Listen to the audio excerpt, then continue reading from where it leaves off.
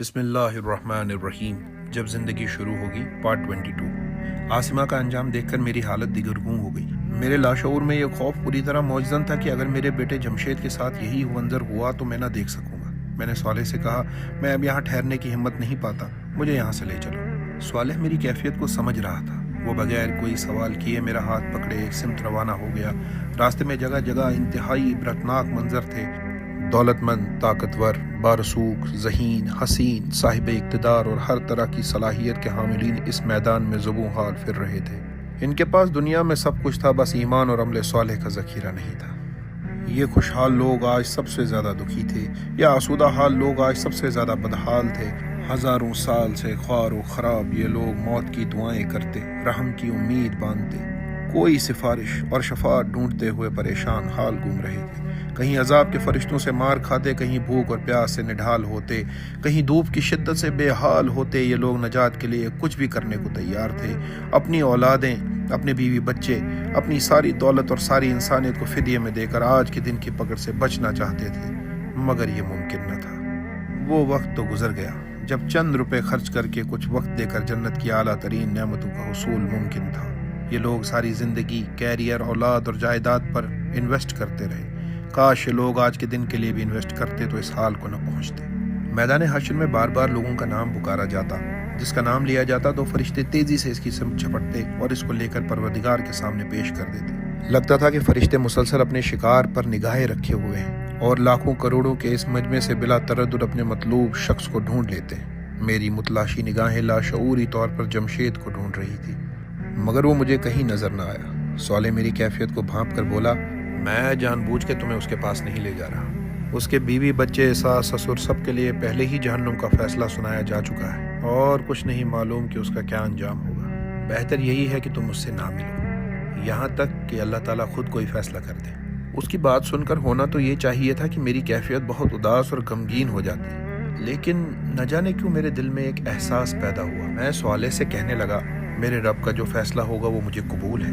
میں اپنے بیٹے سے جتنی محبت کرتا ہوں، میرا مالک، میرا انداتا اس سے ہزاروں گنا زیادہ اپنے بندے سے محبت کرتا ہے۔ بلکہ ساری مخلوقات اپنی اولاد کو جتنا چاہتی ہے، میرا رب اس سے بھی بڑھ کر اپنے بندوں پر شفقت فرمانے والا ہے۔ جمشید کی معافی کی اگر 1% بھی گنجائش ہے تو یقیناً اسے معاف کر دیا جائے گا، اور اگر وہ کسی صورت معافی کے لائق نہیں تو رب کے ایسے کسی مجرم سے مجھے کوئی ہمدردی نہیں، چاہے وہ میرا اپنا بیٹا ہی کیوں نہ ہو۔ میری بات سن کر صالح مسکرایا اور بولا، تم بھی بہت عجیب ہو، اتنے عجیب ہو کہ بس۔ ہاں شاید میں عجیب ہوں، مگر ایک کریم رب کا بندہ ہوں۔ اس نے میرے قلب پر سکینت نازل کر دی ہے، اب مجھے کسی اور کی پرواہ نہیں۔ ویسے ہم جا کہاں رہے ہیں؟ یہ ہوئی نا بات، اب تم لوٹے ہو، اب تم دوبارہ ایک باب سے عبداللہ بنے ہو۔ لیکن میں تمہیں یہ بتا دوں کہ ابھی تک لوگوں کی نجات کا امکان ہے۔ اللہ تعالیٰ میدان حشر کی سختی کو بہت سے لوگوں کے گناہوں کی معافی کا سبب بنا رہا ہے۔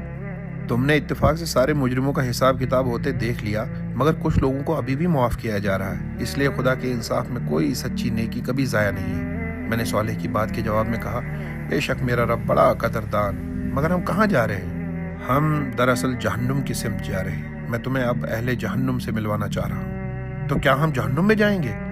نہیں، یہ بات نہیں۔ اس وقت اہل جہنم کو جہنم کے قریب پہنچا دیا گیا ہے۔ یہ جو تم میدان دیکھ رہے ہو، اس میں الٹے ہاتھ کی سمت ایک راستہ بتدریج گہرا ہوتا ہوا کھائی کی شکل اختیار کر لیتا ہے۔ جہنم کے 7 دروازے اس کھائی سے نکلتے ہیں، جیسا تم نے قرآن میں پڑھا ہے کہ ان 7 دروازوں میں 7 مختلف قسم کے مجرم داخل کیے جاتے ہیں۔ صالح مجھے یہ تفصیلات بتا ہی رہا تھا کہ میں نے محسوس کیا کہ میدان میں نشیب کی سمت ایک راستہ اتر رہا ہے۔ ہم اس راستے پر نہیں گئے، بلکہ اس کے ساتھ ساتھ جو بلند زمین تھی اس پر چلتے رہے۔ تھوڑی دیر میں یہ راستہ تنگ ہو کر کھائی کی شکل میں تبدیل ہو گیا۔ ہم اوپر ہی تھے جہاں سے ہمیں نیچے کا منظر بالکل صاف نظر آ رہا تھا۔ اس راستے پر جگہ جگہ فرشتے تعینات تھے جو مجرموں کو مارتے گھسیٹتے ہوئے لا رہے تھے۔ تھوڑا آگے جا کر اس تنگ راستے یا کھائی پر رش پڑنے لگا۔ یہاں کنویں سے خون اچھل رہا تھا۔ بد ہیبت اور بد شکل مرد اور عورت اس جگہ ٹھسے پڑے تھے۔ یہ وہ ظالم اور فاسق و فاجر لوگ تھے جن کے انجام کا اعلان ہو چکا تھا اور جہنم میں داخل سے قبل انہیں جانوروں کی طرح ٹھوسا جا رہا تھا۔ وقفے سے جہنم کے شعلے بھڑکتے اور آسمان تک بلند ہوتے چلے جا رہے تھے۔ ان کے اثر سے یہاں کا سارا آسمان سرخ ہو رہا تھا، جبکہ ان کے دہکنے کی آواز ان مجرموں کے دلوں کو دہلا رہی تھی۔ کبھی کبھار کوئی چنگاری جو کسی بڑے محل جتنی وسیع ہوتی اس کھائی میں جا گرتی تو جس سے زبردست ہلچل مچ جاتی۔ لوگ آگ کے اس گولے سے بچنے کے لیے ایک دوسرے کو کچلتے اور پھلانگتے ہوئے بھاگتے۔ صالح نے ایک سمت اشارہ کر کے مجھ سے کہا، وہاں دیکھو۔ جیسے ہی میں نے اس سمت دیکھا تو وہاں کی ساری آوازیں مجھے صاف سنائی دینے لگی۔ یہ کچھ لیڈر اور ان کے پیروکار تھے جو آپس میں جھگڑ رہے تھے۔ پیروکار اپنے لیڈر سے کہہ رہے تھے کہ ہم نے تمہارے کہنے پر حق کی مخالفت کی تھی، تم کہتے تھے کہ میری بات مانو، اگر کوئی عذاب ہوگا تو میں تمہیں بچا لوں گا۔ کیا آج ہمارے حصے کا کوئی عذاب تم اٹھا سکتے ہو، یا کم از کم اس سے نکلنے کا کوئی راستہ ہی بتا دو؟ تم تو بڑے ذہین اور ہر مسئلے کا حل نکالنے والے لوگ تھے۔ وہ لیڈر جواب دیتے، اگر ہمیں کوئی راستہ معلوم ہوتا تو پہلے خود نہ بچتے۔ ویسے ہم نے تم سے یہ تو نہیں کہا تھا کہ جو ہم کہیں اسے ضرور مانو، ہم نے زبردستی تو نہیں کی تھی، ہمارے راستے پر چلنے میں تمہارے اپنے مفادات تھے۔ اس پر وہ پیروکار کہتے کہ اے اللہ، ہمارے ان لیڈروں نے ہم کو گمراہ کیا، ان کو 2 گنا عذاب دے۔ جواب میں وہ لیڈر جھنجھلا کر کہتے کہ ہمیں بد دعا دے کر تمہاری اپنی حالت کون سی بہتر ہو جانی ہے۔ اس گفتگو پر صالح نے تبصرہ کیا، ان سب کے لیے ہی 2 گنا عذاب ہوگا، کیونکہ جو پیروکار تھے وہ بعد والوں کے لیڈر بنے اور اسی طرح گمراہ کیا۔ دیکھو ان کے مزید پیروکار آ رہے ہیں۔ میں نے دیکھا تو واقعی اس ہجوم میں دھکم پیل شروع ہو گئی، کیونکہ کچھ لوگ اور ان کی طرف آئے۔ وہ لیڈر بولے، ان بدبختوں کو بھی یہی آنا تھا، پہلے ہی اتنی جگہ تنگ ہے، یہ بدبودار لوگ اور آ گئے۔ نئے آنے والے اس بدترین استقبال پر آپے سے باہر ہو گئے اور ایک نیا جھگڑا شروع ہو گیا، جو تھوڑی دیر میں مار پیٹ میں تبدیل ہو گیا۔ اہل جہنم ایک دوسرے کو برا بھلا کہتے، گالیاں بکتے، باہم دست و گریباں ہو گئے۔ لاتے، گھوسے، دھکم پیل اور چیخو پکار کے اس حبس زدہ ماحول میں لوگوں کی جو حالت ہو رہی تھی، ظاہر ہے میں صرف دیکھ کر اور سن کر یہ اندازہ نہیں کر سکتا تھا، مگر مجھے یقین تھا کہ یہ لوگ اپنی دنیا کی زندگی کو یاد کر کے ضرور رو رہے ہوں گے، جس میں ان کے پاس سارے موقع تھے، مگر جنت کی نعمت کو چھوڑ کر انہوں نے جہنم ہی کو پسند کیا۔ صالح مجھ سے کہنے لگا، ابھی تو یہ لوگ جہنم میں گئے ہی نہیں، وہاں تو اس سے کہیں بڑا عذاب ہوگا۔ ان کے گلے میں غلامی اور ذلت کی علامت کے طور پر طوق پڑا ہوگا۔ پہننے کے لیے گندک اور تارکول کے کپڑے ملیں گے جو دور ہی سے آگ کو پکڑ لیں گے۔ یہ آگ ان کے چہروں اور جسم کو جھلسا دے گی۔ وہ اذیت سے تڑپتے رہیں گے، مگر کوئی ان کی مدد کو نہ آئے گا، نہ ان پر ترس کھائے گا۔ پھر ان کی جھلسی ہوئی جلد کی جگہ نئی جلد پیدا ہوگی، جس سے انہیں شدید خارش ہوگی، یا اپنے آپ کو کھجاتے کھجاتے لہو لوہان کر لیں گے، مگر کھجلی کم نہ ہوگی۔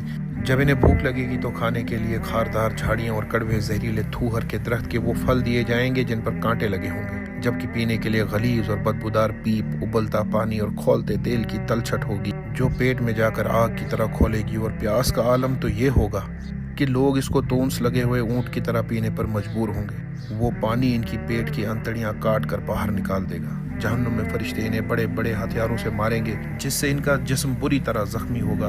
ان زخموں سے جو لہو اور پیپ نکلے گی وہ دوسرے مجرموں کو پلائی جائے گی۔ پھر ان کو زنجیروں میں باندھ کر کسی تنگ جگہ ڈال دیا جائے گا، وہاں ہر جگہ سے موت آئے گی، مگر وہ مریں گے نہیں۔ اس وقت ان کے لیے سب سے بڑی خوشخبری موت کی خبر ہوگی، مگر وہاں ان کو موت نہیں آئے گی۔ وقفے وقفے سے سارے عذاب ہمیشہ بھگتتے رہیں گے۔ میں یہ تفصیلات سن کر لرز اٹھا۔ صالح نے مزید کہا، اہل جہنم کو جہنم میں داخل کرنے سے قبل یہاں اوپر لایا جائے گا اور انہیں جہنم کے ارد گرد گھٹنوں کے بل بٹھا دیا جائے گا۔ چنانچہ ان کے لیے سب سے پہلا عذاب تو یہ ہوگا کہ اپنی آنکھوں سے عذاب دیکھیں گے، پھر وہ گروہ در گروہ جہنم میں تنگ تاریک جگہوں پر لے جا کر ٹھوس دیے جائیں گے، اور عذاب کا وہ سلسلہ شروع ہوگا جس کی تفصیل میں نے ابھی بتائی۔ تو کیا سارے اہل جہنم کا یہی انجام ہوگا؟ نہیں، یہ تو بڑے مجرموں کے ساتھ ہوگا، دوسروں کے ساتھ ہلکا معاملہ ہوگا، مگر یہ ہلکا معاملہ بھی بہرحال ناقابل برداشت عذاب ہی ہوگا۔ پھر اس نے ایک سمت اشارہ کیا تو میں نے دیکھا وہاں بعض انتہائی بدہیبت اور مکروہ شکل کے لوگ موجود تھے۔ صالح ایک ایک کر کے مجھے بتانے لگا کہ ان میں سے کون شخص کس رسول کا کافر اور مخالف تھا۔ میں نے خاص طور پر نمرود اور فرعون کو دیکھا، کیونکہ ان کا ذکر بہت سنا تھا۔ انہی کے ساتھ ابو جہل، ابو لہب اور قریش کے دیگر سردار موجود تھے۔ ان سب کی حالت ناقابل بیان حد تک بری ہو چکی تھی۔ وقت کے سردار اس وقت بدترین غلاموں سے بری حالت میں تھے۔ اس وقت صالح نے مجھے ایک بہت عجیب مشاہدہ کرایا۔ اس کی توجہ دلانے پر میں نے دیکھا کہ ان سب کے وسط میں ایک بہت بڑا دیو ہیکل شخص کھڑا تھا۔ اس کے جسم سے آگ کے شعلے نکل رہے تھے اور پورا جسم زنجیروں سے جکڑا ہوا تھا۔ ان سب سے مخاطب ہو کر وہ کہہ رہا تھا کہ دیکھو، اللہ نے تم سے جو وعدہ کیا تھا وہ سچا تھا، اور جو وعدے میں نے کیے تھے وہ سب جھوٹے تھے۔ آج مجھے برا بھلا نہ کہو، میں تمہارے سارے اعمال سے بری ہوں، میری کوئی غلطی نہیں، میرا تم پر کوئی اختیار نہ تھا، تم نے جو کیا اپنی مرضی سے کیا۔ اگر تم نے میری بات مانی تو اس میں میرا کیا قصور؟ تم لوگ مجھے مت کوسو، خود کو ملامت کرو۔ آج نہ میں تمہارے لیے کچھ کر سکتا ہوں اور نہ میرے لیے کچھ کر سکتے ہو۔ مجھے اس گفتگو سے اندازہ ہو گیا کہ یہ موصوف کون ہے۔ میں نے اپنے اندازے کی تصدیق کے لیے صالح کو دیکھا تو وہ بولا، تم ٹھیک سمجھے، یہ ابلیس ہے، اللہ کا سب سے بڑا نافرمان۔ آج سب سے بڑھ کر عذاب بھی اسے ہی ہوگا، مگر باقی لوگوں کو بھی ان کے کیے کی سزا ملے گی۔ میں اوپر کھڑا یہ سارے منظر دیکھ رہا تھا اور دل ہی دل میں اپنے عظیم رب کی شکر گزاری کر رہا تھا، جس نے مجھے شیطان کے شر اور دھوکے سے بچا لیا، ورنہ زندگی میں بارہا اس ملعون نے مجھے گمراہ کرنے کی کوشش کی تھی، مگر اللہ تعالیٰ نے مجھے اپنی عافیت میں رکھا۔ میرا ہمیشہ یہ معمور رہا تھا کہ میں شیطان کے شر سے اللہ کی پناہ مانگتا تھا، سو میرے اللہ نے میری لاج رکھی۔ اسی اثنا میں صالح میری طرف مڑا اور بولا، عبداللہ چلو، تمہیں بلایا جا رہا ہے۔ میں نے پوچھا کیوں؟ وہ بولا، جمشید کو حساب و کتاب کے لیے پیش کیا جانے والا ہے، تمہیں گواہی کے لیے بلایا جا رہا ہے۔ میری گواہی؟ ہاں، تمہاری گواہی۔ میری گواہی اس کے حق میں ہوگی یا اس کے خلاف؟ دیکھو، اگر اللہ نے اسے معاف کرنے کا فیصلہ کر لیا تو پھر تم سے ایسی بات پوچھیں گے جس کا جواب اس کے حق میں جائے گا، اور اگر اس کے گناہوں کی بنا پر اسے پکڑنے کا فیصلہ کیا تو تم سے کوئی ایسی بات پوچھیں گے جو اس کے خلاف جائے گی، یا ہو سکتا ہے وہ کوئی اور معاملہ کرے، حتمی بات وہی جانتے ہیں۔ میری حالت جو ٹھہری ہوئی تھی ایک دفعہ پھر دگرگوں ہو گئی، اور میں لرزتے دل اور کانپتے قدموں کے ساتھ صالح کے ہمراہ روانہ ہو گیا۔